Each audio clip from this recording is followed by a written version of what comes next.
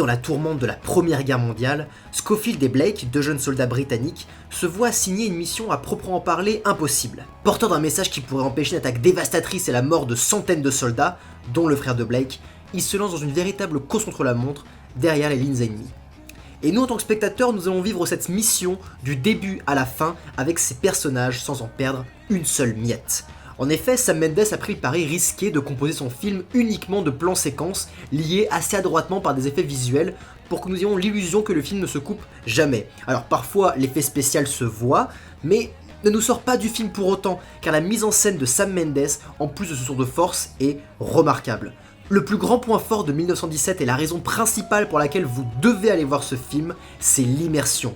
Les tranchées de plusieurs kilomètres, les champs de bataille dévastés, les centaines de figurants, la mort qui plane, tout est réel, palpable. Nous vivons cette guerre avec ces jeunes soldats. Nous ne sommes pas sur un décor de cinéma. Et c'est d'ailleurs une bonne transition pour parler des personnages que j'ai trouvés réussis. Dean Charles Chapman et surtout George Mackay livrent une très bonne performance. Tels Frodon et Sam, ce sont de jeunes amis qui ne sont en rien préparés pour ce qu'ils vont devoir affronter, mais qui ne lâcheront rien malgré la difficulté de la tâche. Le scénario tient certes sur 2 lignes, mais l'écriture est vraiment poétique. Pour ceux qui ont vu le film, je pense notamment à la scène de la rivière et des pétales de feuilles blanches, faisant écho aux propos d'un personnage plutôt dans le métrage, de manière sublime. Et je suis aussi obligé de citer la musique de Thomas Newman, qui donne très efficacement le ton et l'ambiance pesant des différentes scènes, mais qui, dans ce qui est pour moi la meilleure scène du film, explose pour devenir une merveilleuse symphonie onirique.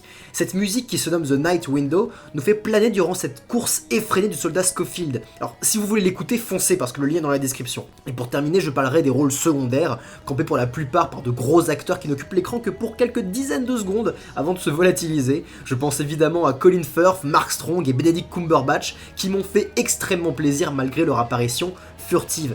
Alors, quoi qu'il arrive, qui que vous soyez, je vous conseille d'aller voir 1917 au cinéma, qui est un tour de force et un très bon film. Mais si vous êtes curieux de vivre la guerre de 14-18 en temps réel, vous ne pouvez pas manquer cette expérience.